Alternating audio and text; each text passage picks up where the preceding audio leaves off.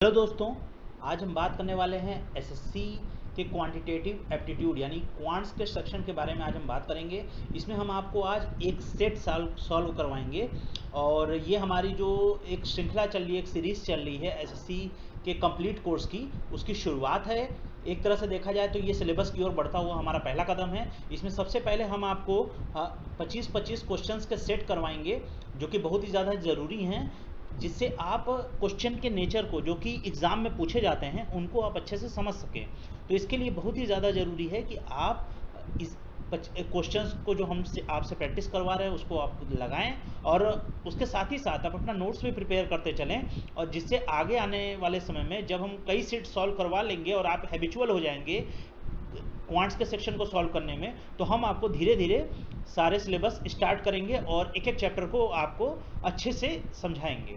तो पहले हम लोग क्वेश्चन किसी भी पेपर में उसके नेचर को समझने की कोशिश करते हैं। सिलेबस के बारे में हमने आपको पिछली वीडियो में भी बता दिया था, क्योंकि देखिए अब हम अगर एसएससी को थोड़ा सा डिफाइन करें इस वीडियो में, तो देखिए एसएससी का फुल फॉर्म, देखिए जो बच्चे नए हैं उनको हम समझा दें। एसएससी का फुल फॉर्म होता है स्टाफ सिलेक्शन कमीशन। एसएससी का फुल फॉर्म होता है स्टाफ सिलेक्शन कमीशन यानी कर्मचारी चयन आयोग। और इसका काम होता है कि जो भी मंत्रालय होते हैं, जो मिनिस्ट्रीज़ हैं, नॉन मिनिस्ट्रियल जॉब हैं, उनमें जो स्टाफ होते हैं उनको प्रोवाइड कराना। उनमें कई जगहों पे इंस्पेक्टर्स और कई जगहों पे क्लर्क, इस तरह से चीज़ें ये प्रोवाइड कराती हैं, इस तरह से लोगों को ये प्रोवाइड कराते हैं और जॉब देते हैं। ये सब आता है department of personal and training में के अंतर्गत ही आता है। तो हम आपको समझाएंगे। इसमें एसएससी के थ्रू जो होने वाले एग्ज़ाम्स होते हैं उनमें कुछ एग्ज़ाम्स में एक एग्ज़ाम होता है आपका स्टेनोग्राफर का, और एक एग्ज़ाम आपका होता है एसएससी सीजीएल का, जो कि इसमें सबसे पॉपुलर सीजीएल है ये, क्योंकि ये ग्रेजुएट लेवल पे होता है। इसकी जो एलिजिबिलिटी होती है ये ग्रेजुएट लेवल पे होती है, जबकि अगर हम बात करें स्टेनोग्राफर की तो ये आपकी 10+2 यानी इंटरमीडिएट लेवल पे होती है। फिर आपका एक होता है सीएचएसएल। इसका एग्ज़ाम आने वाला है आई थिंक 21 मई 2022 से। ये आपका 10 जून 22 तक ये एग्ज़ाम इस बीच में कंडक्ट कराया जाएगा एसएससी 10+2 का। तो ये जो सेट है आपका एसएससी सीएचएसएल में भी काम आएंगे, और इसके लिए भी जो एलिजिबिलिटी मांगी जाती है वो 10+2 मांगी जाती है। और ये उसके बाद जो अगला आता है हमारा, और ये कंबाइंड हायर सेकेंडरी लेवल का एग्ज़ाम होता है, सीएचएसएल इसको कहते हैं। और उसके बाद एक एग्ज़ाम होता है 10th लेवल पे एमटीएस होता है, मल्टीटास्किंग स्टाफ होते हैं, और इसके जो एलिजिबिलिटी होती है वो सिर्फ 10th होती है, सिर्फ हाई स्कूल होती है। तो ये एसएससी का एक पूरा डायग्राम हमने आपको समझा दिया। और एसएससी के बारे में हम और आपको बता दें कि एसएससी में जो है 4 सेक्शन पूछे जाते हैं। कोई भी एग्जाम दें, चाहे आप एमटीएस दें, चाहे स्टेनोग्राफर का केस थोड़ा सा अलग है, क्योंकि स्टेनोग्राफर के में मैथ नहीं पूछा जाता।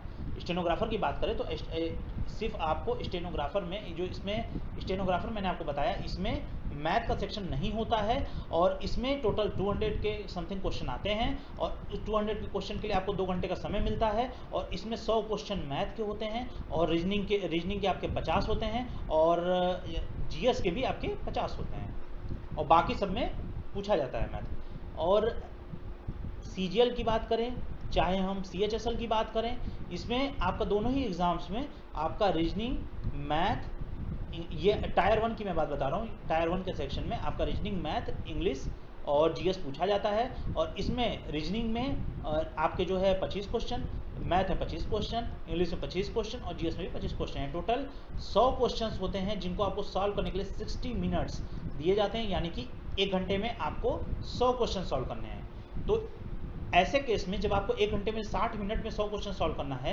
तो निश्चित है कि आपका स्पीड काफ़ी अच्छी होनी चाहिए, और आपका जो समय सबसे ज़्यादा बर्बाद होता है या सबसे ज़्यादा स्पेंड होता है, इसको कहें, वो मैथ में ही होता है। मैथ और रीजनिंग दो ही ऐसे सेक्शन है जो ज़्यादा आपका समय लेते हैं। रीजनिंग में भी रीजनिंग तो बहुत बच्चों को आती है, तो उसमें रीजनिंग का काम ईजी हो जाता है, रीजनिंग में बच्चों को क्वेश्चन सॉल्व करना काफ़ी ईजी हो जाता है। लेकिन मैथ ही एक ऐसा सेक्शन होता है जो बच्चों का काफ़ी समय ले जाता है और काफ़ी स्कोरिंग भी होता है, क्योंकि मैथ आपका मेंस में भी पूछा जाएगा। क्योंकि अगर एसएससी में, अगर हम टायर 2 में बात करें सीजीएल में, तो सिर्फ सीजीएल की बात कर रहा हूँ, सीजीएल में अगर हम टायर 2 की बात करें तो इसमें आपका मैथ और इंग्लिश ये कंपलसरी में पूछा जाता है। इसमें मैथ में आपको 100 क्वेश्चन मिलते हैं जो आपको 2 घंटे में सॉल्व करने होते हैं, और इंग्लिश में आपको 200 क्वेश्चन मिलते हैं जो आपको 2 घंटे में सॉल्व करना है। तो ये पूरा एक खाका है। अब हम चलते हैं क्वांटिटेटिव एप्टीट्यूड के सेक्शन में। आप भी सोच रहे होंगे कि क्या ये सर ये लेके बैठ गए, लेकिन देखिए हम आपको सेट सॉल्व करवाने जा रहे हैं, तो आप ये ज़्यादा ज़रूरी है कि आप थोड़ा सा, जो बच्चे नए हैं वो भी इस एग्जाम के पैटर्न को जाने, क्योंकि अब अगले बार आने वाली वीडियो में एसएससी के बारे में हम इतनी डीप इन्फॉर्मेशन आपको नहीं देंगे। तो चलिए अब आगे बढ़ते हैं। चैनल को सब्सक्राइब नहीं किए होंगे तो कर लीजिएगा, क्योंकि इस तरह की इन्फॉर्मेटिव वीडियो आपको मिलती रहेंगी। हमारे प्लेलिस्ट में भी जाकर चेक कर सकते हैं कि कैसी वीडियो हम लोग इसमें डालते हैं, हम लोग कैसे कंटेंट को हम लोग आपको प्रोवाइड कराते हैं, वो भी आप देख सकते हैं, और चाहे तो अपने फ्रेंड्स और फैमिली मेम्बर्स के साथ शेयर कर सकते हैं। अब चलिए पहला क्वेश्चन देखते हैं, इसको सॉल्व करते हैं। देखिए क्वेश्चन है कि P की वैल्यू जो है 124 है, तो ये हमें इसकी वैल्यू बतानी है। तो ये बेसिकली ये देखिए 1/3 जो यहाँ मैंने लिखा है, 1/3 का मतलब होता है कि ये 1/3 इसको पढ़ा जाता है। जैसे अगर कोई, देखिए मैं बताता हूँ, जैसे स्क्वायर रूट है, तो स्क्वायर रूट में क्या होता है, ये आपका जो है इसको पढ़ा जाता है क्यूब रूट, ये क्यूब रूट होता है आपका। और इसमें क्यूब रूट के सेक्शन में आपका जो क्वेश्चन जो है वो ये पूछा है कि p² + 3p + 3 और +1, इसकी वैल्यू पूछा है आपसे। तो अगर इसी को हम सॉल्व करेंगे तो हम इसको ये लिख देंगे कि p² + 3p + 3 + 1, इसको हम ये लिख देंगे। लेकिन इसमें अगर हम ये क्यूब रूट हटाना चाहते हैं तो हम इसमें 1/3 इसका पावर लगा देंगे। तो मैंने यहाँ पे यही काम किया। तो अगर आप ऐसे चीज़ें आगे भी देखिए तो आप कंफ्यूज मत होइएगा। तो देखिए अब इसको सॉल्व करते हैं हम लोग।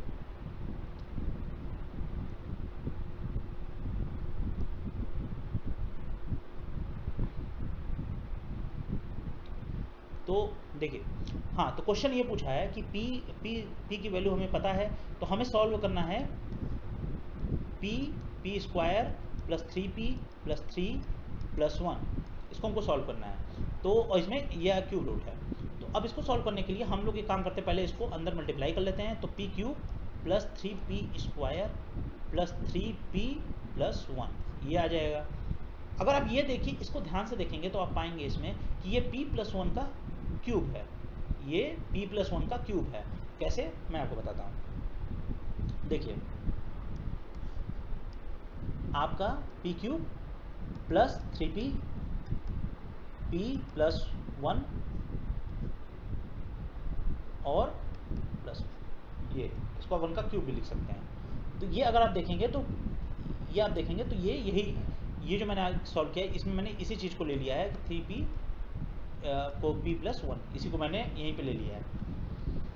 तो अब ये इसको अगर हम सॉल्व करें तो ये हम पाएंगे कि ये हो जाएगा आपका क्यूब रूट है। तो इसको आप लगाना मत भूलिएगा जब भी कभी सॉल्व कीजिएगा इसको। तो कहीं अगर सॉल्व करने वाला बात आ जाती है तो आप इसको मिस मत करिएगा।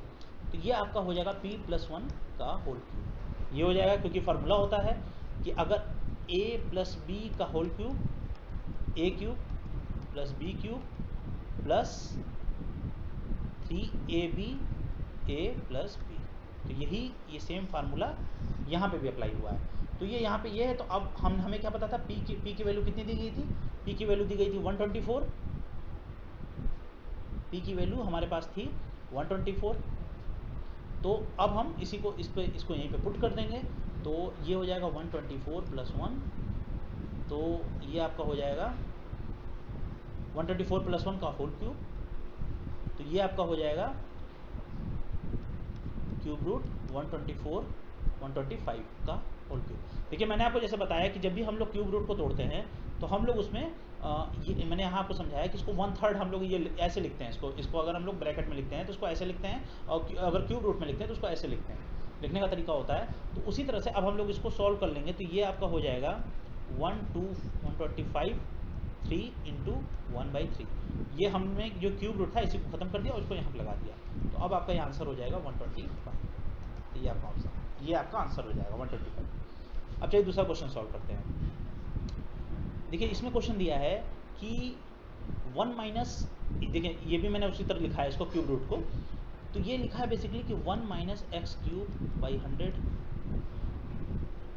क्यूब = हालांकि जब हम लोग स्क्वायर रूट लिखते हैं तो कई बार हम लोग इसको नहीं भी लगाते हैं। अगर ये कहीं नहीं लगा हो और ये नहीं भी कहीं दिया हो तो आप समझ लीजिएगा कि ये स्क्वायर रूट है। लेकिन अगर हम लोग कहीं क्यूब रूट लिख रहे हैं तो वहाँ पे हमको ये लिखना काफ़ी ज़रूरी है। तो ये आप लोग समझ लीजिएगा। तो ये दिया है हमारे पास 3/5 ये दिया है। तो अब हम क्या करते हैं कि इसको अगर करना है तो हम इसे स्क्वायर कर देते हैं, हम दोनों तरफ इसको स्क्वायर कर देते हैं। तो ये हमारा हो जाएगा 1 - x³/100 2 × 1/2 3/5 का होल स्क्वायर। अब देखिए यहाँ पे ये आ जाएगा हमारा X one minus X cube by 100 is equal to ये आपका हो जाएगा 9/25। अब इसको अगर हम लोग सॉल्व करें इस इक्वेशन को, तो ये हमारा हो जाएगा X cube by 100 is equal to 1 minus 9/25। ये हम इसको यहाँ ले आए हैं और इसको इधर ले आए हैं। तो अब इसको अभी हो जाएगा X cube upon 100 X cube upon 100 is equal to 1 minus 9/25 is equal to 25 minus 9/25 is equal to 16/25। यानी कि ये आपका हो गया X cube by 100 is equal to 16/25। 25 से ये 4 टाइम्स में ये कट जाएगा, और इसको अगर हम सॉल्व करेंगे तो X cube is equal to 16 into 4, यानी ये आपका 4 का क्यूब हो जाएगा, क्योंकि ये आपका 4 का स्क्वायर होता है। तो एक्स क्यूब बराबर 4 का क्यूब, यानी एक्स इक्वल टू 4। यही हमसे पूछा था, यही हमारा आंसर है कि एक्स की वैल्यू पूछा था कि इसमें एक्स की वैल्यू क्या होगी, और हमने इसका जवाब दे दिया, एक्स की वैल्यू 4 होगी। यहाँ ऑप्शन भी देखिए मैंने इसमें लिखा है, ये 4 होगा। अब चलिए तीसरे क्वेश्चन पे चलते हैं। देखिए इसमें एक क्वेश्चन है कि I multiplied a natural number by 18 and another by 21 and added the products, which of the following could be the sum. इसमें से कौन सा सम होगा। तो देखिए इसमें इस तरह के क्वेश्चन जब भी दिए जाते हैं, मतलब इसमें अगर मैं हिंदी में बताऊँ आपको, तो इसमें ये बोल रहा है कि एक नंबर को मैंने 18 से मल्टीप्लाई कर दिया और दूसरे नंबर को मैंने 21 से मल्टीप्लाई यानी कि गुणा कर दिया, और फिर मैंने उन दोनों को जोड़ दिया। तो जो हमारे पास प्रोडक्ट बचता है वो इस ऑप्शन में से कहाँ रिलाई करेगा। तो अब हम इसको सॉल्व करते हैं। तो देखिए मान लेते हैं कि जो दो नंबर्स की हम यहाँ बात कर रहे हैं, जैसे मैंने बताया ना कि एक नंबर को एक नेचुरल नंबर को मैंने 18 से मल्टीप्लाई किया और दूसरे को मैंने 21 से अप्लाई किया। तो मान लेते हैं जो दोनों नंबर है वो एक x है और एक y है। अब देखिए हम अब अकॉर्डिंग टू क्वेश्चन हम चलने की कोशिश करते हैं। According to question 18x plus 21y is equal to क्या होगा। अब ये इसमें हम 3 कॉमन ले लेते हैं, तो ये आपका हो जाएगा 6x प्लस 7y। 3 6 जा 18 और 3 7 जा 21, तो 3 आ जाएगा बाहर।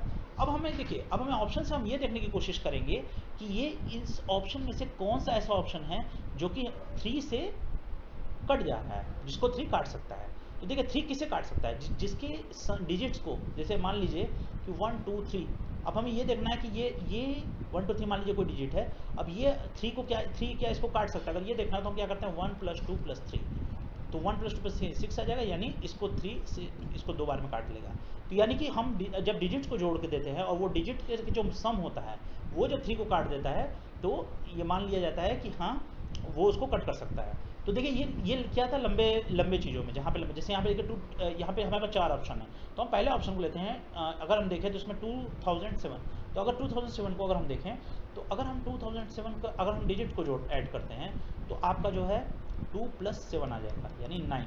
यानी इसको 3 आराम से 3 टाइम्स में काट सकता है, यानी कि हमारा जो आंसर होगा वो 2007 ही होगा। क्योंकि अगर हम बाकी के डिजिट को जोड़े तो 2 8 10 हो जाएगा, 2 6 8 हो जाएगा, 2 2 4 हो जाएगा। तो आंसर हो जाएगा 2007, ये आंसर हो जाएगा इसका। अब हम बात करते हैं चौथे क्वेश्चन पे। The product of 2 numbers is 45 and their difference is 4। The sum of the square of 2 number is, अब इसमें हमको बताना है, ये ऑप्शन दिया हुआ है। तो देखिए इसमें क्वेश्चन में मैं आपको हिंदी में बताता हूँ कि 2 नंबर्स हैं, उनका जो उनको जब गुणा किया जाता है तो वो 45 हो जाते हैं, और जब उन्हीं दोनों नंबर को आपस में घटाया जाता है तो वो 4 हो जाते हैं। अब हमें बताना है कि अगर उन दोनों नंबर को हम स्क्वायर कर दें और फिर उसके बाद वर्ग करके उनको जोड़ दें, तो दोनों नंबर वो कौन तो ये जो सम आएगा उनके स्क्वायर्स का, सम आएगा उनके जो वर्ग का, वो क्या होगा। अब देखिए इसको भी हम सॉल्व करते हैं ऐसे ही कि मान लेते हैं कि दो नंबर्स हैं, वो क्या हैं, वो एक x है दूसरा y है। तो अब हम क्वेश्चन के हिसाब से चलने की कोशिश करते हैं, जिस हिसाब से क्वेश्चन में दिया है कि प्रोडक्ट ऑफ 2 नंबर यानी एक्स वाई बराबर 45 ये दिया हुआ है, और उनका डिफरेंस यानी x - y 4 है। तो X Y is equal to 45 and x - y equal to 4। अब देखिए अब हमको पूछ रहा है कि x² + y² क्या होगा, यही हमको इसमें बताना है इस क्वेश्चन। तो अब एक्स वाई बराबर 45। अब हम देखते हैं x - y, देखिए a - b एक फार्मूला, a - b का होल स्क्वायर का फार्मूला आप लोगों को पता ही होगा।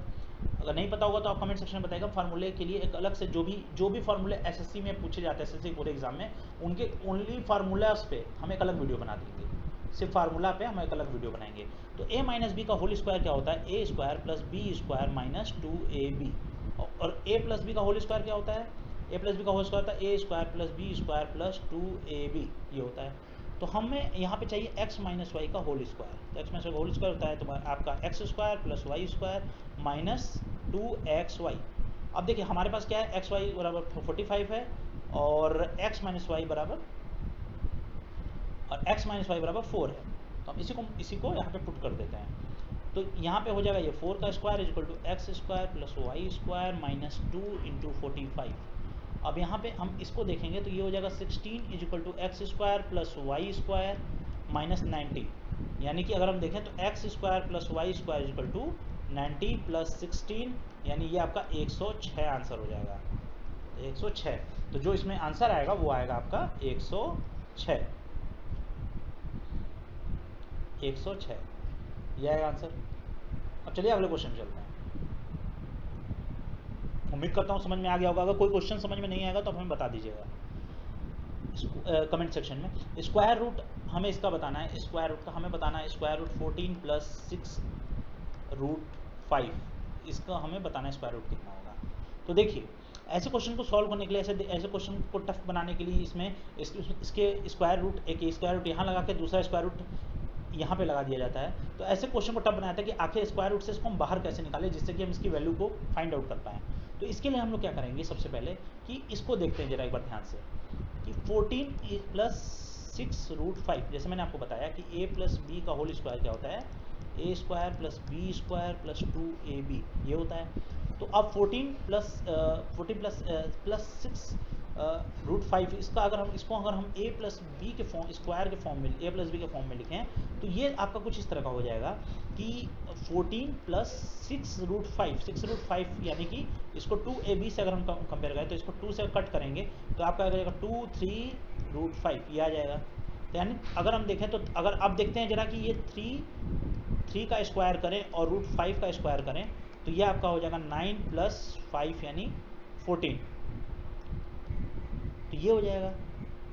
तो ये 14 हो गया। तो अब इसका मतलब ये है कि जो हमें ये पूरा डिजिट दिख रहा है वो दिखने के लिए हमें ये 3 प्लस रूट 5 का होल स्क्वायर है। अगर आपको यकीन नहीं होता तो 3 प्लस रूट 5 को आप करके देखिए, आपको पता चल जाएगा। लेकिन देखिए इसको पता करने का सबसे अच्छा चीज़ होता है कि जो ये सबसे टफ चीज़ जिसमें दिख रहा है 6 रूट 5, उसी को पहले हम 2ab के फॉर्मेट में तोड़ देंगे। हम लोग जस्ट देखो हमने क्या किया, सबसे पहले हम ये नंबर ले लिए, फिर हमने उसमें क्या किया, a प्लस बी के होल स्क्वायर के फार्मूले को अप्लाई किया और इसमें हम लोग जो a प्लस बी के होल स्क्वायर में जो 2ab आता है उससे इसका कंपैरिजन कर दिया 6 रूट 5 का, और यहाँ से हमने a और b की वैल्यू को फाइंड आउट कर ली, जहाँ पे हमारा a आ गया आपका 3 और b आ गया आपका रूट 5, तो ये हो गया।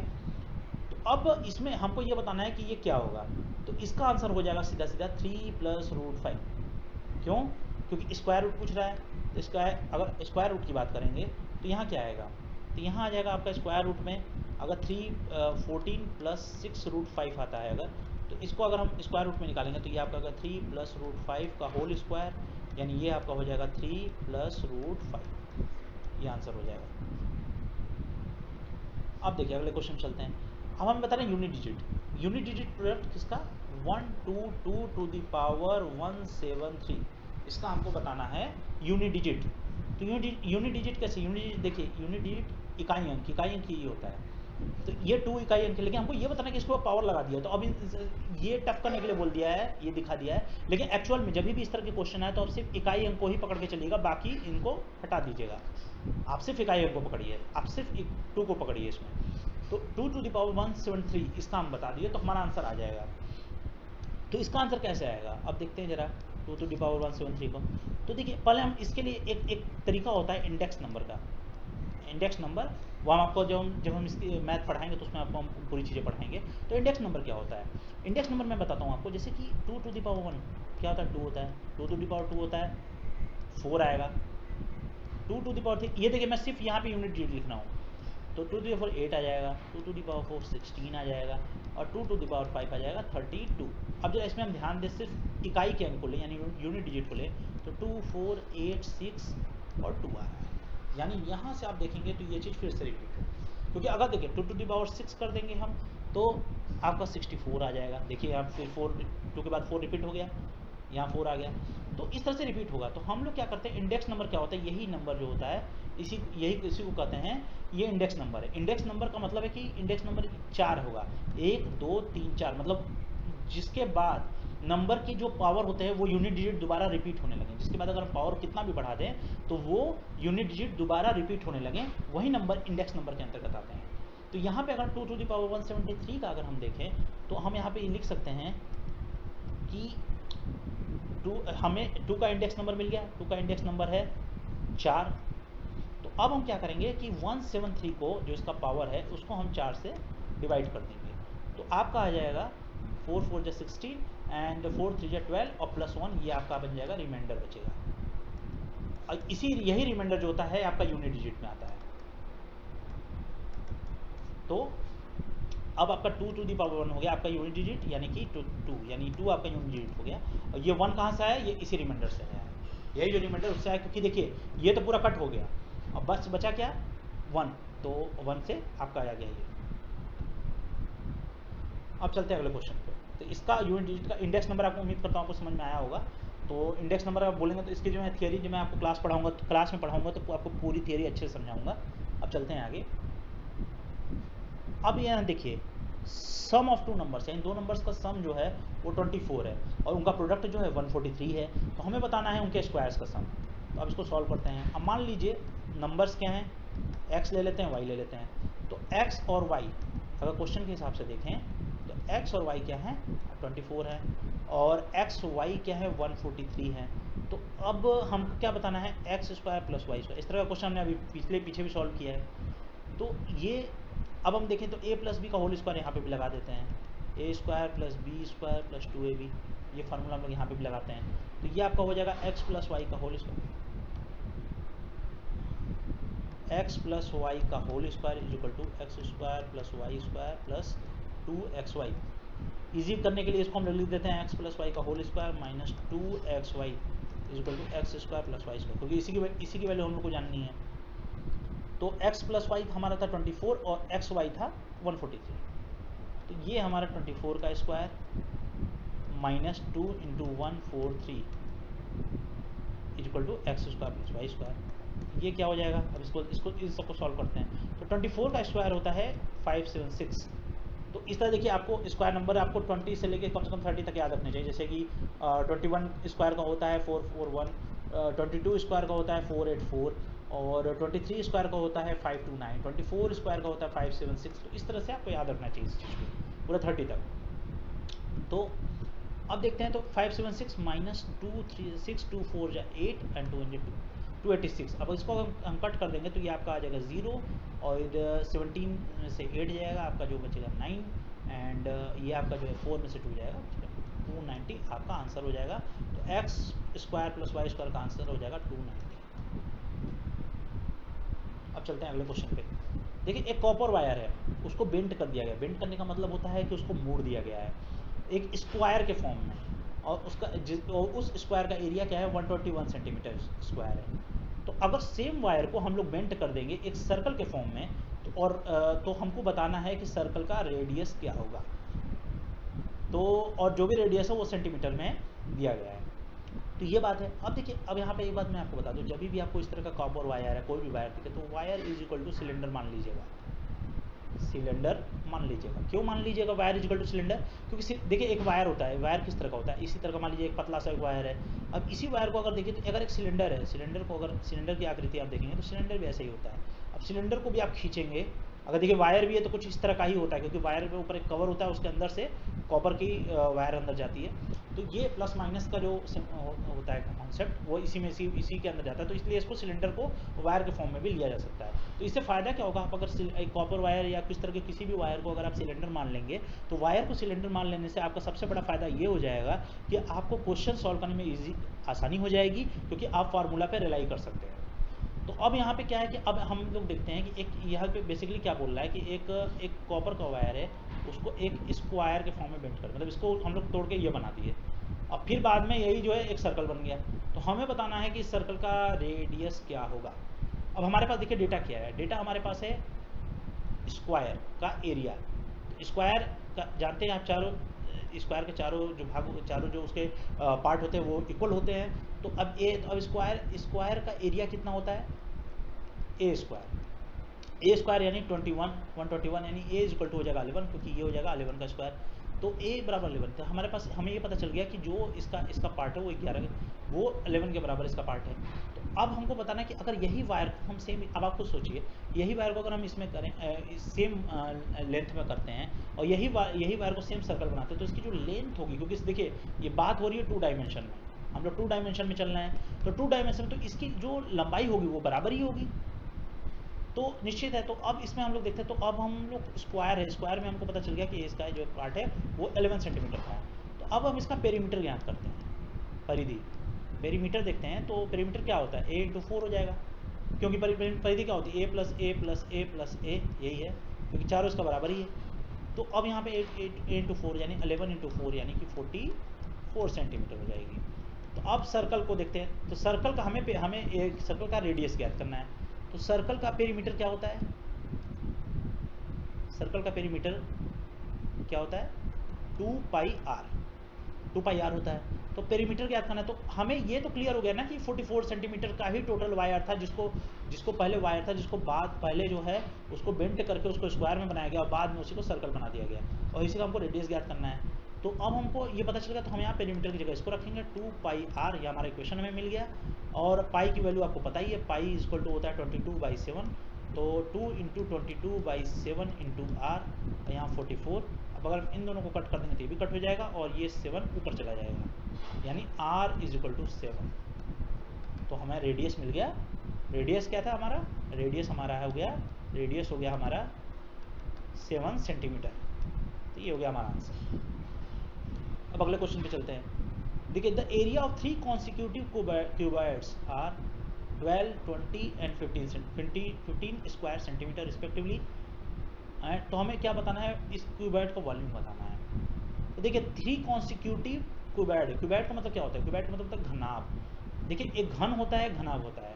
घन देखिए मैं आपको बताता हूँ, इस तरह का मान लीजिए कुछ ये क्यूबॉइड है। तो देखिए क्यूबॉइड और घनाभ में कुछ बहुत ज़्यादा अंतर नहीं होता, अंतर सिर्फ इतना सा होता है कि जो अगर मान लीजिए यही एक ये घन है, ठीक है, मान लीजिए ये क्यूब है, ये एक क्यूबॉइड है, तो इन दोनों में अंतर क्या होगा, इन दोनों में अंतर बस इतना होगा कि इसकी लेंथ और इसकी ब्रेथ और इसकी जो हाइट होगी वो तीनों आपस में इक्वल होगी। इसकी लेंथ ब्रेथ हाइट आपस में इक्वल होगी क्यूब की, यानी क्यूब के केस में L is equal to B is equal to L H होगा, यानी कि L is equal to A H होगा, यानी कि ये अब मान लेते हैं ए, और इसके केस में L B H तीनों अलग अलग होंगे, तो ये अंतर हो जाता है। तो अब हम लोग देखते हैं कि इसमें जो दिया हुआ है, कि अब हम क्वेश्चन पे आते हैं कि इसमें जो दिया हुआ 3 consecutive cuboids are 12, 20 and 15 square centimetre respectively. तो अब देखिए, तो इसमें हमको पता चल गया 12 है, 20 है और 15 स्क्वायर सेंटीमीटर है। तो अब हम यहाँ पे क्या करते हैं कि मान लेते हैं कि इसका जो लेंथ, ब्रेथ और हाइट है वो मान के चलते हैं कि है x, y और z है, मान लेते हैं। तो अब क्या है कि x, y यहाँ दिया क्या है कि इसका जो एरिया दिया है ना, तो एक्स वाई बराबर हो गया 12 सेंटीमीटर, वाई जेड हो गया तो आपका 20 सेंटीमीटर स्क्वायर, और जेड एक्स हो गया आपका 15 सेंटीमीटर स्क्वायर, क्योंकि एरिया दिया है 3 कॉन्सिक्यूटिव क्यूबॉइड का, मतलब 3 एक ही तरह की क्यूबॉइड है उनका ये दिया है। तो ये आपका जो 12 सेंटीमीटर इसका वाई जेड इक्वल टू ये हो गया। और ये अब हमको देखिए इसको क्या करना है, अगर अब इसका वॉल्यूम ज्ञात करना है क्यूबॉइड का, तो हम क्या करेंगे एक्स वाई और जेड याद करना, वो भी क्यूब सेंटीमीटर में हमको ज्ञात करना है। तो एक्स वाई जेड अगर हम कर लेंगे, अगर मान लीजिए इन तीनों को हम आपस में मल्टीप्लाई कर दें, यानी एक्स वाई और वाई जेड एक्स को, तो ये आपका X square Y square Z square हो जाएगा, यानी ये आपका हो जाएगा टोटल 12 इंटू 20 इंटू 15, ये सेंटीमीटर 2 + 2 + 2 यानी पावर तीनों की ऐड हो जाएगी, यानी 6। अब इसको हम देखेंगे तो ये आपका आएगा 3600 क्यूब के पावर 6 सेंटीमीटर 6। तो अब ये हो जाएगा, अब अगर ये जो इसका जो हम स्क्वायर है, ये अगर यहाँ से कट करेंगे तो ये अंडर रूट में आ जाएगा और ये कट के 3 हो जाएगा, तो हमें हमारा वॉल्यूम क्यूब सेंटीमीटर में मिल जाएगा। तो अब देखते हैं इसको, तो एक्स वाई और जेड ये देखते हैं, तो ये आपका हो गया 3600 सेंटीमीटर 6। तो अब ये हो जाएगा 60 सेंटीमीटर, ये हमारा हो गया आंसर। और यही है वॉल्यूम इसका क्यूबॉइड का, घनाभ का यही वॉल्यूम है। अब देखिए, mark price of A article is 275, यानी कि किसी भी कोई आर्टिकल है, उसका जो कोई चीज़ है, किसी वस्तु का जो मार्क प्राइस है, उसका जो अंकित मूल्य है वो है आपका 275 है। शॉपकीपर डिस्काउंट अलाउ करता है 5% का, और उस पर 4.5% का प्रॉफिट ले लेता है। तो हमें एक्चुअल कॉस्ट यानी कॉस्ट प्राइस हमको बतानी है। देखिए बहुत सिंपल क्वेश्चन है। इसमें मार्क प्राइस दिया है हमारा 275, डिस्काउंट हमारे पास है 5%। ये देखिए, ये सारी चीज़ें क्या है, गिवन है। और प्रॉफिट हमने कितना लिया है, 4.5% का शॉपकीपर ने लिया। और हमें क्या बताना है इसमें, हमें इसमें कॉस्ट प्राइस बतानी है। तो अब हम क्या करते हैं, इसमें थोड़ा दिमाग लगाते हैं। और एक फार्मूला है, इस फार्मूला को अगर आप याद कर लेंगे तो आपका काम बहुत ही ज़्यादा ईजी हो जाएगा। फार्मूला क्या होता है, mark price is equal to cost price 100 plus profit percent upon 100 minus discount percent, ये होता है।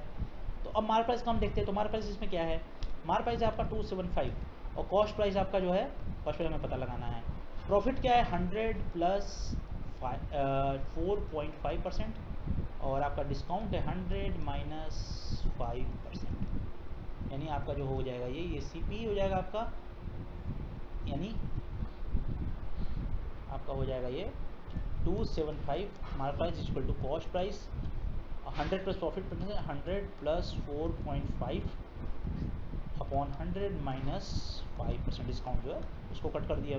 तो अब आपका हो जाएगा 275 is equal to cost price is equal to sorry not equal to 104.5 upon 95। तो अब इसको अगर हम इसको हटा दें, इसके तो हम लोग क्या करते हैं, 10 से अगर मल्टीप्लाई कर दो ऊपर नीचे, तो हमारा हो जाएगा ये 1045 अपॉन 95 CP। तो अब क्या है, अब हम इसको देखें 19.5 जा ये कट हो जाएगा, तो 19.5 जा 19.5 जा ये कट जाएगा। तो अब हम इसको अगर कट करें इससे, तो ये 55 जा ये कट हो जाएगा। अगर 11 से काटें तो 11 5 जा 55 हो जाएगा, 11 5 जा 55, एंड 11 2 जा 25 बार में ये कट जाएगा, फिर 5 से ये 5 बार में कट जाएगा। तो अब हमें CP बताना है, तो CP के लिए यही 50 यहाँ चला जाएगा। CP इज इक्वल टू क्या हो जाएगा, 50 to 5, यानी 250 रुपीज़। ये क्या था, इसका कॉस्ट प्राइस था, यहाँ से निकल जाएगा। तो एक फार्मूला जो मैंने आपको बताया उसको आप लोग नोट कर लीजिएगा। फार्मूला क्या है, फार्मूला है आपका mark price is equal to cost price 100 plus profit percent upon 100 minus discount percent. इसको आप लोग लिख लीजिएगा। अब चलते हैं अगले क्वेश्चन पे। देखिए, the ratio between two number, दो नंबर के बीच का रेशियो 2:3 है। अगर हर नंबर को इंक्रीज कर दिया जाता है 4, तो जो उसका रेशियो बन जाता है वो बन जाता है 5:7। तो हमें क्या बताना है, डिफरेंस बताना है उस नंबर्स के बीच में, उस नंबर के बीच में डिफरेंस क्या है। तो देखिए, सबसे पहले हम लोग को क्या दिया है, यहाँ दिया क्या है, नंबर है 2/3, ठीक है। अब हम इसमें कुछ ऐड कर देते, मान लीजिए इसमें हम 4 ऐड कर देते हैं दोनों तरफ, तो ये 5:7 हो जाता है, ठीक है। यही बेसिकली यही कहना चाह रहा है। लेकिन हमको इस तरह से हम लिखेंगे नहीं, क्योंकि ये रेशियो के फॉर्म में है। लेकिन हम इसमें एक काम कर सकते हैं कि जो भी रेशियो होगा इक्वली होगा, तो 2x/3x plus 2x plus 4 upon 3x plus 4 is equal to 5/7। ये क्वेश्चन के अकॉर्डिंग इक्वेशन बनेगा इसका। अब इसको सॉल्व करते हैं। तो 14x plus 28 is equal to 15x plus 20। तो इसको सॉल्व करेंगे तो ये आपका हो जाएगा 15x minus 14x is equal to 28 minus 20, यानी x इज इक्वल टू 8। ये हमारा आंसर हो जाएगा।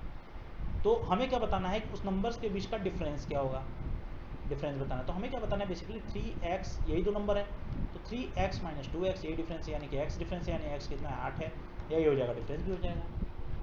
तो जैसे अब आंसर आ गया, तो ये नहीं कि आप लोग यहीं पे आंसर लिख दीजिए, इसको आप लोग सॉल्व कीजिएगा, इसके डिफरेंस को भी यहाँ पे दिखाइएगा। अब चलिए अगले क्वेश्चन पे चलते हैं।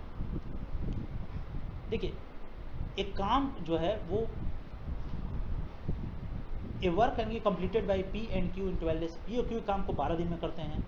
चलिए ठीक है, P प्लस Q उस काम को 12 दिन में कर रहे हैं। Q और R उस काम को 15 दिन में कर रहे हैं। तो Q प्लस R इस काम को 15 डेज में कर रहे हैं। और आर एंड पी उस काम को 20 डेज में करना है। तो आर एंड पी उस काम को 20 डेज में करना है। तो हमें क्या बताना है कि पी अकेले इस काम को कितने दिन में करेगा, पी इस काम को अकेले कितने दिन में करेगा। तो हमको इसको कुछ नहीं करना है, 12, 15, 60, 20, इन तीनों काम को एलसीएम निकाल लेना है, क्योंकि टोटल वर्क ये क्या है, ये आपका जो है टोटल वर्क है। तो टोटल वर्क इससे ज़्यादा नहीं होगा, यही होगा टोटल वर्क।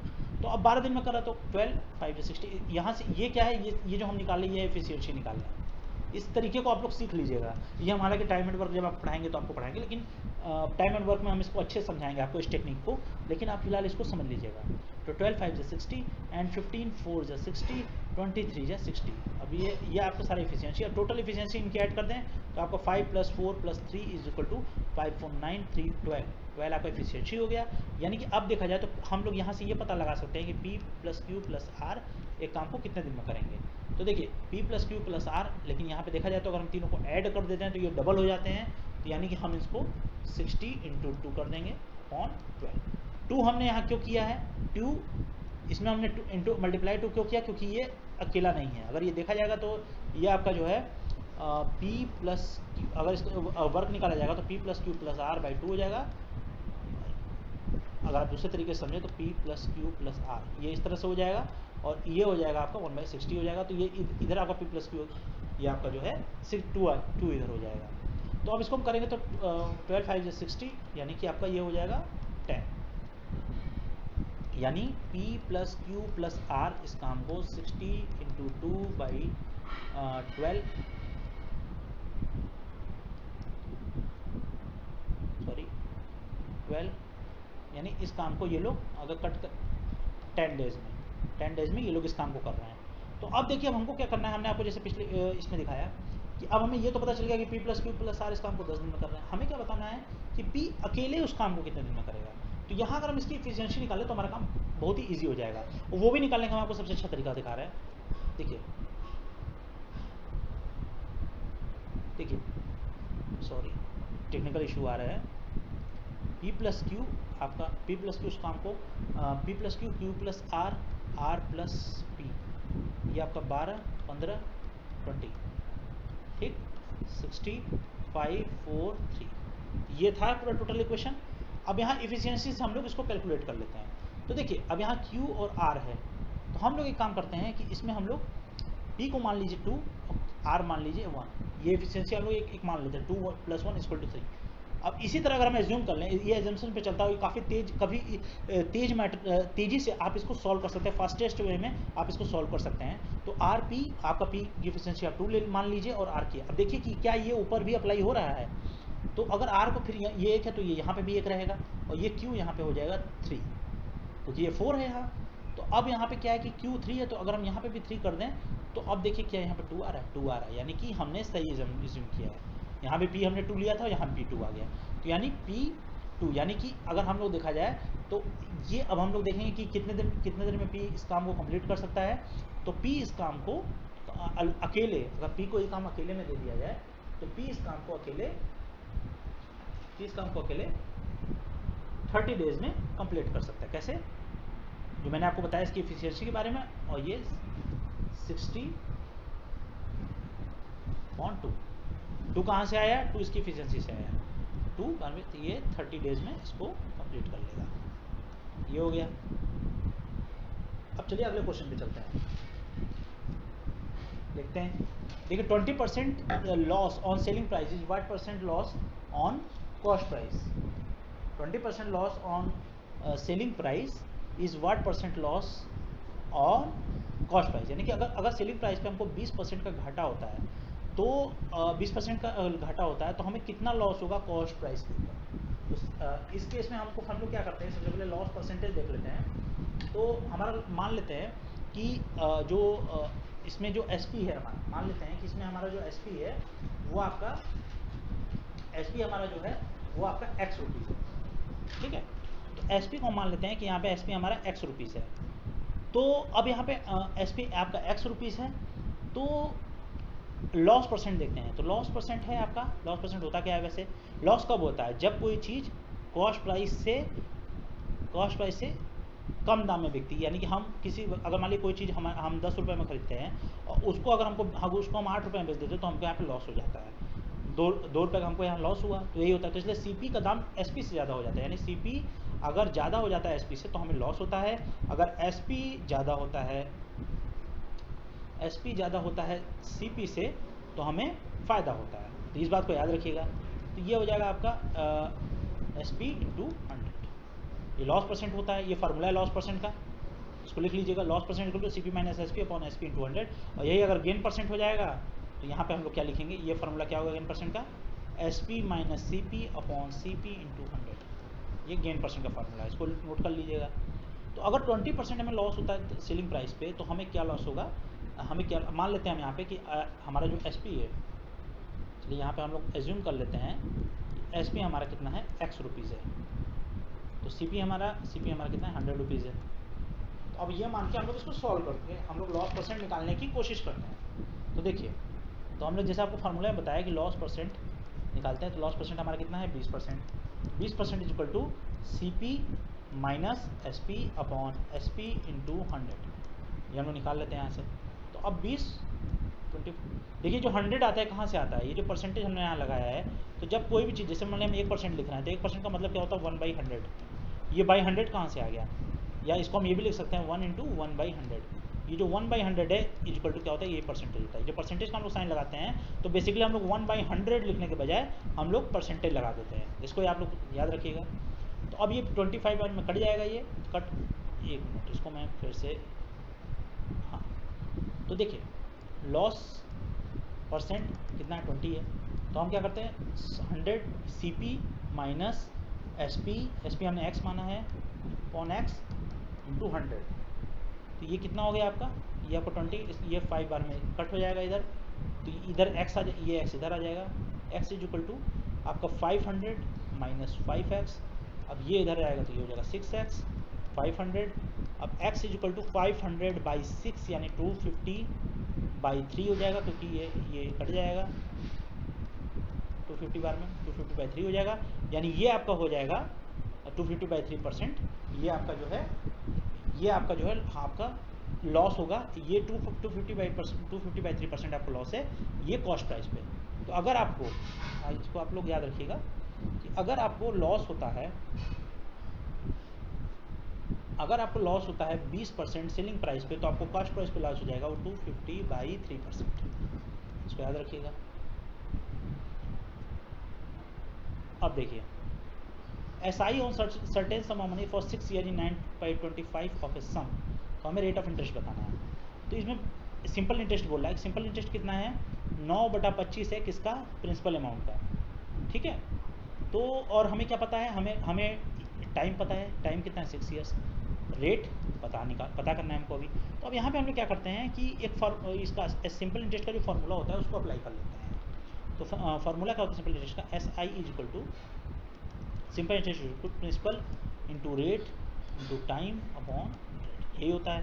तो 9/25 प्रिंसिपल, पी आर पता लगाना है 6/100, ये तो टी कट जाएगा यहाँ से, और 3 3 जा 9, 3 2 जा 6, और ये आपका जो है 2 से ये कट जाएगा, 50 बार में 100 कट जाएगा, और ये 25 से 2 बार में कट जाएगा, यानी R इज इक्वल टू क्या होगा 3 इंटू 2, ये जो 2 है यहाँ चला जाएगा, तो यानी R इज इक्वल टू 6%, तो R हमारा हो जाएगा 6% हो जाएगा। बहुत ईजी क्वेश्चन था ये। अब देखते हैं अगला क्वेश्चन, देखिए 1.5x is equal to 0.04y, ये हमें दिया गया है। तो हम इसमें क्या करते हैं, ऐसे क्वेश्चन में सबसे पहले क्या किया कीजिए कि जैसे आप ये देख रहे हैं नीचे, ये आपका दिया है y² minus x² upon y² plus x 2xy plus x², हमें इसकी वैल्यू बतानी है, ठीक है।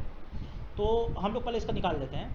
तो 1.5x is equal to 0.04y, तो अब x/y is equal to 0.04 upon 1.5, यानी 4 अपॉन, अब हम अगर 100 से मल्टीप्लाई कर दे दोनों तरफ, ऊपर नीचे 100 से मल्टीप्लाई कर दे तो ये 4/150 हो जाएगा, यानी ये 2/75 हो जाएगा।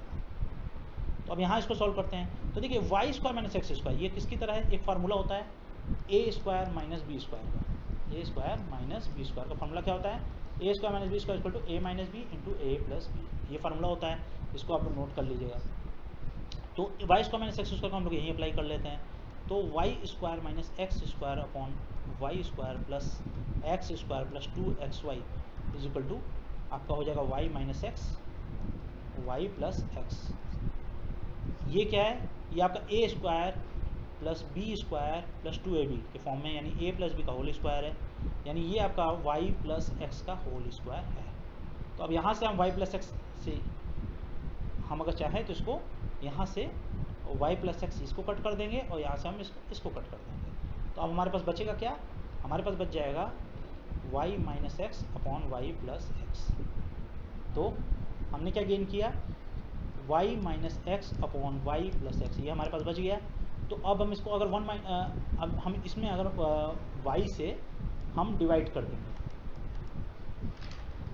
तो अगर इस इक्वेशन को y से डिवाइड कर देंगे तो ये हमारा बचेगा 1 minus X by Y upon 1 plus X by Y बचेगा। और हमें पता है x बाई वाई की वैल्यू हमने क्या निकाली थी, 2/75 पीछे हमने निकाला था।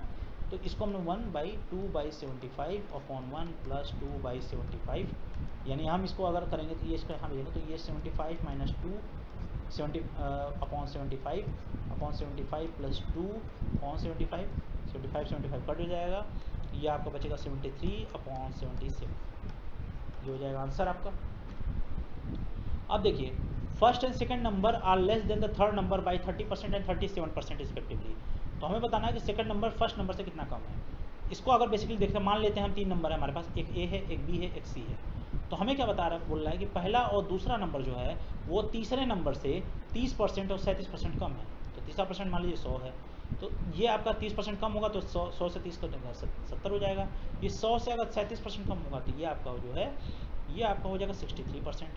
तो अब हमें बताना है कि ये जो बी है यानी कि 63 है, ये 70 से कितना कम है। ठीक है, the second number is less than the first number. तो सेकंड नंबर यही है, ये फर्स्ट है, ये नंबर है, सेकंड नंबर है, ये थर्ड नंबर है। तो सेकंड नंबर फर्स्ट नंबर कितना कम है, तो 70 माइनस 63 अपॉन 63 इंटू 100 यही हो जाएगा। तो ये आपका 7/63 इंटू 100, यानी ये आप कट जाएगा, तो ये आपका हो जाएगा 100/9%, या 11/1/9%, ये कम है, ये हो जाएगा आपका आंसर। चलते हैं अगले क्वेश्चन की तरफ। ठीक है, 17 to the power 200 is divided by 18, तो रिमाइंडर कितना आ जाएगा, 17 टू द पावर 200 को अगर हम 18 से डिवाइड कर दें तो हमें पूछ रहा है कि रिमाइंडर हमारे पास कितना बचेगा। तो देखिए, हम लोग एक बात अच्छी तरीके से जानते हैं। देखिए 17 क्या है, ये क्या है, अगर मान लेते हैं ये x, अगर इसको ले लें 18 इज इक्वल टू एक्स अगर हम मान लें तो ये क्या हो जाएगा, ये x माइनस 1 हो जाएगा। और हम लोग ये बात अच्छी तरीके से जानते हैं कि x minus 1 to the power n, x minus 1 to the power, अगर x से डिवाइड किया जाए तो बचता है -1 टू द पावर n। ये फार्मूला होता है कि अगर x minus 1 to the power n को x से अगर डिवाइड किया जाता है तो -1 टू द पावर n ये बचता है। तो अब इसको देखते हैं, यही निकलता है -1 टू द पावर n। तो यहाँ पे भी सेम है कि 18 minus 1 to the power 17 to the power 200 को 18 माइनस 1 टू द पावर 200 भी हम लिख सकते हैं, अपॉन ये आपका जो है 18 हो जाएगा।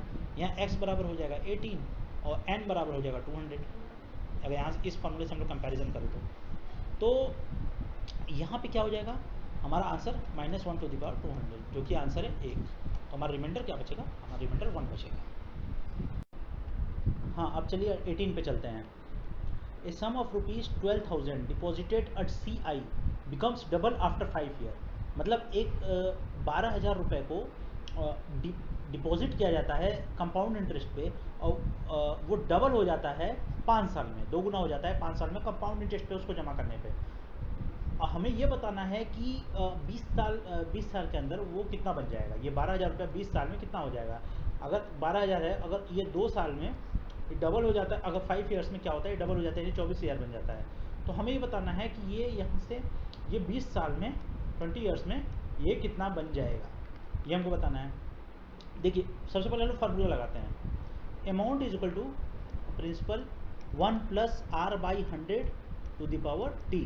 ये अमाउंट क्या होता है, अमाउंट होता है प्रिंसिपल प्लस CI, और ये यहाँ पे प्रिंसिपल है और ये रेट है, ये टाइम है। तो जो हमारे पास डेटा है उसके हिसाब से ये अगर देखा जाए तो अगर हम कोई अभी अमाउंट ना रखें, 12,000 को ना रखें, इससे लेंदी हो जाएगा कैलकुलेशन, तो हम 2p ले लेते हैं क्योंकि डबल हो जाता है 5 साल में। तो 5 साल में 1+r/100 ये 5 डबल हो जाता है। तो अब देखते हैं ये कट जाएगा p। अब 2 to the power 1 is equal to 1+r/100 तो हमें देखना है कि ये 20 साल के बाद, मतलब आफ्टर 20 ईयर्स ये कितना हो जाएगा। तो जो कि हमारे पास इक्वेशन है, पहले हम उससे चलते हैं। तो 1+r/100 20 साल, यानी कि ये इसमें अगर हम 4 से मल्टीप्लाई करते तो यहाँ भी हम 4 से मल्टीप्लाई करना पड़ेगा हमें, 1 × 4।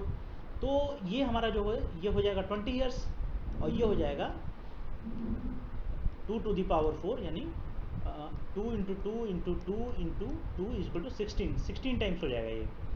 तो हमें ये बताना है एग्जैक्टली कि ये कितना होगा। तो 12,000 को अगर हम 16 से मल्टीप्लाई कर देंगे तो हमारा आ जाएगा 192, ये अमाउंट हो जाएगा।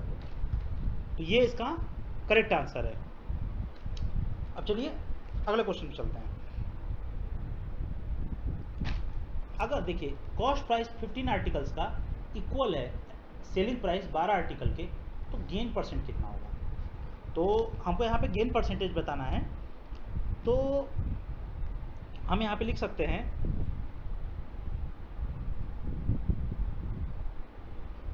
15 × CP is equal to 12 × SP। तो अगर हम यहाँ से SP/CP निकाल लेंगे तो ये हमारा आ जाएगा 15/12, ठीक। तो ये तरीका होता है निकालने का। अब इसमें अगर गेन परसेंटेज को देखा जाए तो आप जब भी इस तरह के क्वेश्चन पूछे कि CP of 15 article is equal to SP of 12 article, तो उसको इसी इक्वेशन के फॉर्म में आप लिख लीजिएगा, आपको सॉल्व करना ईजी हो जाएगा। और क्योंकि देखिए कोई भी अगर गेन हो रहा है, यहाँ गेन परसेंटेज बोला है, तो गेन का मतलब होता है कि SP ज़्यादा होगा CP से। तो निश्चित है कि अगर कोई भी आदमी 12 आर्टिकल खरीद के, और कोई भी आदमी अगर 15 आर्टिकल खरीद के उसको 12 आर्टिकल को उसी रेट पे बेचता है, तो उसको 3 आर्टिकल यानी 3 सामान का उसको फ़ायदा हो जाएगा। तो कोई भी चीज़ अगर आप मान लीजिए कि आप 10 सामान कोई खरीद रहे हैं, और 10 सामान आप 100 रुपये में खरीद रहे हैं, और 100 रुपये में ही अगर आप 7 सामान को उसमें बेच दे रहे हैं, तो निश्चित है कि 3 सामान पे होने वाला जो फ़ायदा है, प्रॉफिट है, वो आपका गेन होगा। तो वही चीज़ यहाँ पे भी है। तो यहाँ वो गेन परसेंटेज क्या हो जाएगा, SP - CP/CP × 100, सेम फार्मूला, उसको अप्लाई कर देंगे तो ये आपका 15 - 12 इज अपॉन 12 × 100, यानी आपका 3/12 × 100, यानी ये आपका हो जाएगा 4 बार में करें 3 × 4 = 12 और 25, यानी कि हमारा जो गेन परसेंट हुआ वो हुआ 25%। ये आंसर हो गया। अब चलते हैं अगले क्वेश्चन पे।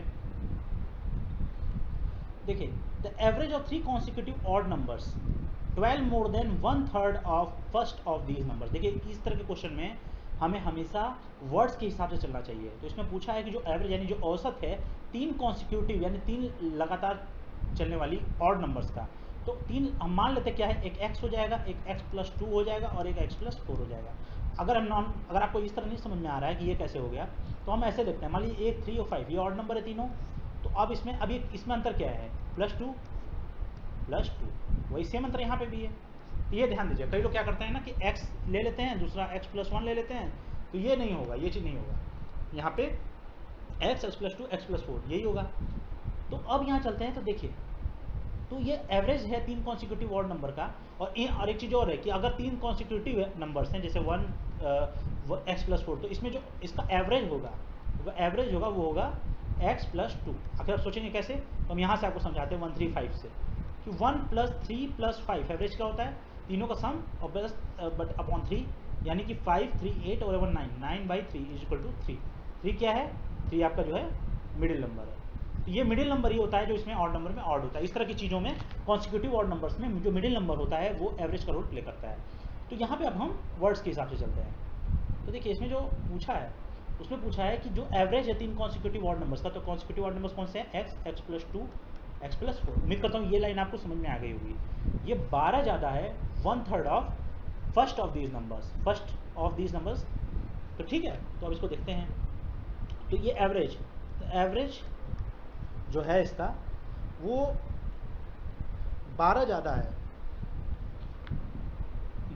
है 1/3 of first of this number. First number ये है, इसके 1/3 से 12 ज़्यादा है ये, तो ये है। तो यानी ये अगर इसको सॉल्व करेंगे तो आपका हो जाएगा ये कि x plus 2 3 is equal to 36 plus X, यानी आपका हो जाएगा 3x plus 6 is equal to 36 plus X, यानी ये इधर आ जाएगा। तो 2x 3x minus 2x 3x minus X 2x is equal to 36 minus 6, ये इधर चला जाएगा तो निगेटिव साइन के साथ। तो ये हो जाएगा आपका 2x इज इक्वल टू 30, यानी x is equal to 15, x बराबर 15 हो जाएगा। तो हमें क्या बताना है कि लास्ट ऑफ दीज नंबर्स क्या है, इसका तीसरा नंबर था हमें x प्लस 4 इसका लास्ट नंबर है, तो हमें ये बताना है ये इसका जो है स्टार्टिंग नंबर है, ये इसका मिडिल है, मिडिल नंबर कहिए या इसी को एवरेज कर दीजिए आप, और लास्ट नंबर x प्लस 4, यानी कि आपका जो हो जाएगा 15 प्लस 4 यानी 19 आंसर हो जाएगा। तो इस तरह से क्वेश्चन को सॉल्व किया कीजिए। आप देखते हैं 21 क्वेश्चन कि x सेल करता है दो आर्टिकल को, दो सामान को सेल करता है 400 रुपये ईच को। ईच का मतलब दोनों, अगर मान लीजिए एक आर्टिकल एक है और एक बी है, तो दोनों को ये सेल करता है, दोनों का जो सेलिंग प्राइस है वो 4000 है। अब इसमें नो लॉस और नो गेन होता है, कोई लॉस कोई गेन नहीं है इस पूरे ट्रांजेक्शन में।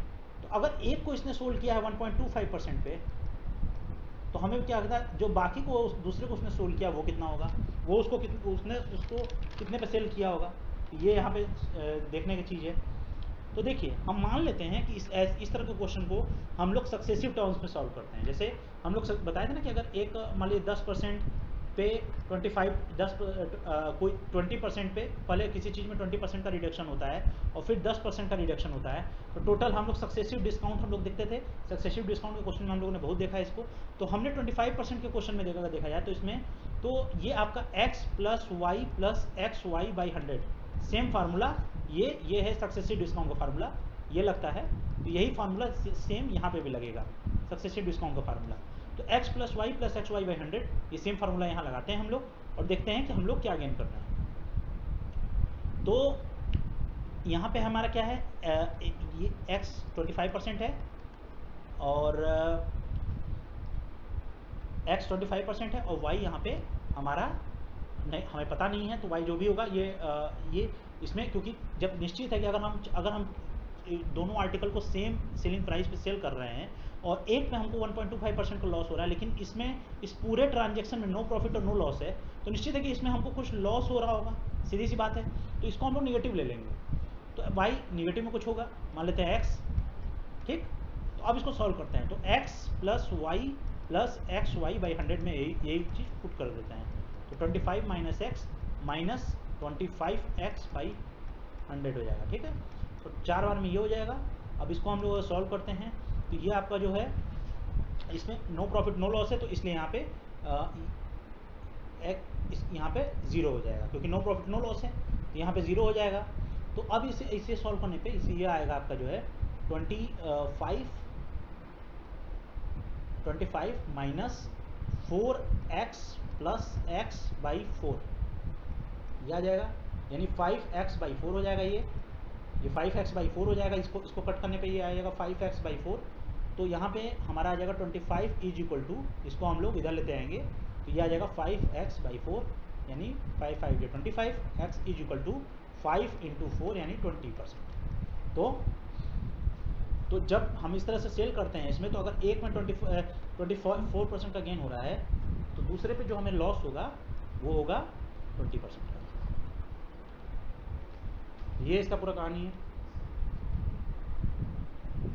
अब चलते हैं 22 पे। x बाई वाई दिया है हमारे पास 4/5, ये हमें दिया हुआ है।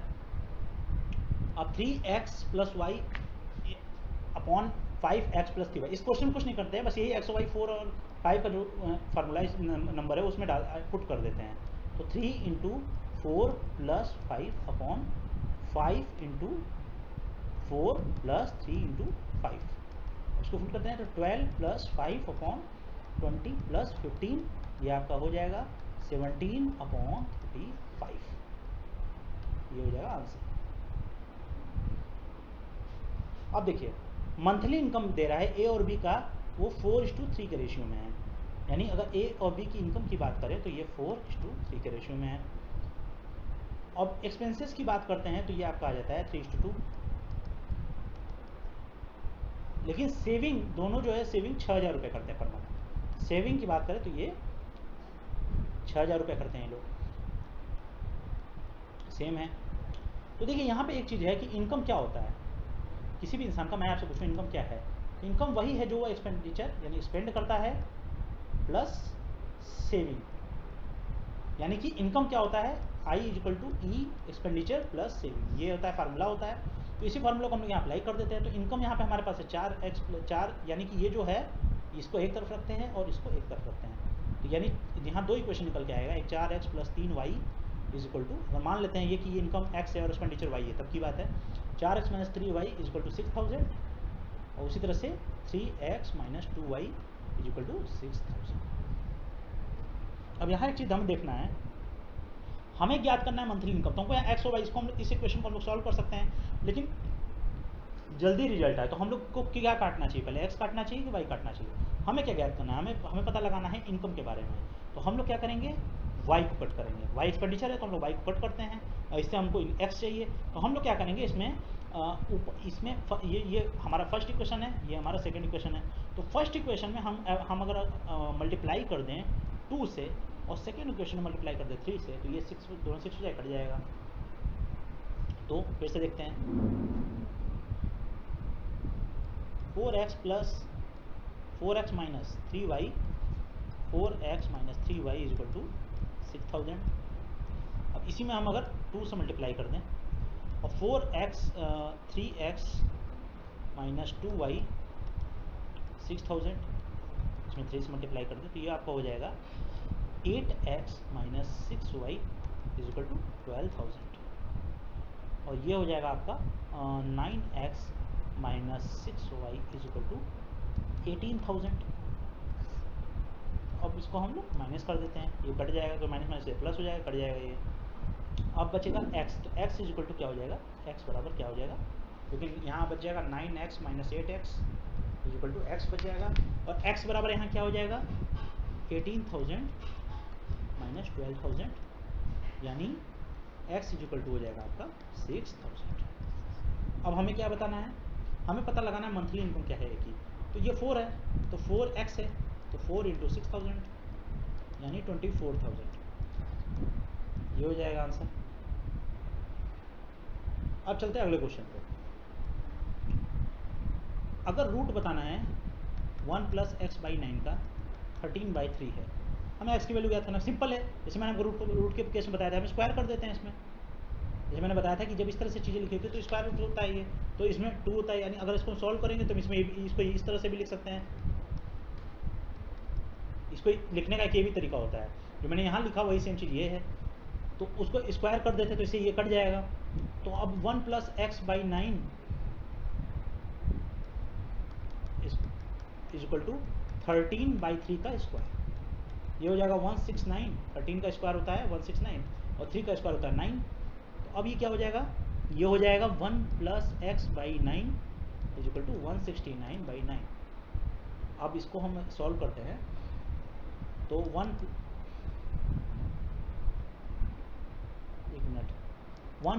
x/9 इज इक्वल टू 169/9, यानी x/9 इज इक्वल टू 169/9 - 1, यानी कि 169 - 9/9 इज इक्वल टू 160/9। तो ये 9 और 9 यहाँ से कट हो जाएगा, x इज इक्वल टू 16, ये बचेगा हमारा, यही हमारा आंसर हो जाएगा। अब चलते हैं अगले क्वेश्चन पे। अब देखिए एलसीएम है दो नंबर्स का, वो 120 है और एचसीएफ है 10। तो हमें सम ऑफ ये दोनों नंबर का सम हमको बताना है। तो ठीक है, मान लेते हैं कि ये जो 2 नंबर्स हैं, मान लेते हैं लेट 2 नंबर है, ये x है और y है, ठीक है। तो हमें एलसीएम बताना है। तो एलसीएम क्या होगा इसका, 10xy, 10 क्या है, एचसीएफ है।